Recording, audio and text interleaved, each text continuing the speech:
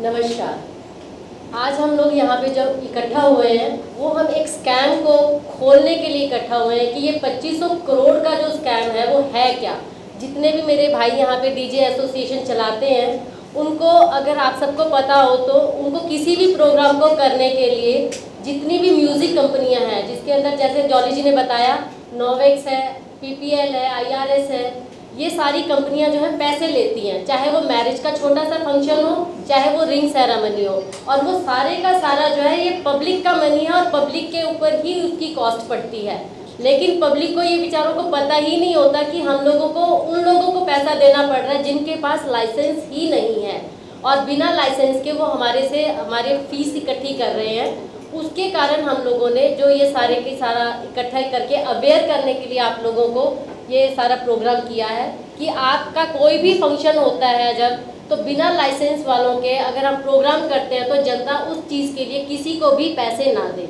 जब तक वो सेक्शन 33 है कॉपीराइट एक्ट की, उस एक्ट के अंदर अगर वो सोसाइटी रजिस्टर नहीं है तो हमें ये पैसे किसी भी हालत में किसी को नहीं देने चाहिए। लेकिन क्या होता है कि जब भी हम अपने बच्चे की किसी की शादी करने जाते हैं या किसी भी हम उसमें प्रोग्राम रखते हैं होटल के अंदर, तो होटल वाले ये कहते हैं कि जी हम इसके बिना आपका प्रोग्राम नहीं रख सकते। अगर आपने म्यूज़िक का काम करवाना है, म्यूज़िक आपने चलवाना है तो उस म्यूज़िक के लिए आपको एक लाइसेंस फ़ीस देनी पड़ेगी। और अगर आप ये कहते हो कि हमें लाइसेंस जो है वो आप अपना दिखा दो कि हम आपको फ़ीस दे देंगे, पर आपके पास क्या अथॉरिटी है फ़ीस लेने की, तो वो हमारे को धमकी देते हैं कि अगर आप इस तरह से काम करोगे तो हम आपके यहाँ पे बच्चे की शादी नहीं होने देंगे। और इस दबाव में आके हमारे हरियाणा में, पंजाब में, हिमाचल में सब जगह के ऊपर जितने भी इवेंट हो रहे हैं तो हमारे जितनी भी एसोसिएशन के जो लोग हैं, इवेंट ऑर्गेनाइजर्स हैं, क्योंकि एक इन्हीं की रोटी है जो उसके ऊपर चल रही है और इन्होंने ही इवेंट्स ऑर्गेनाइज करने होते हैं,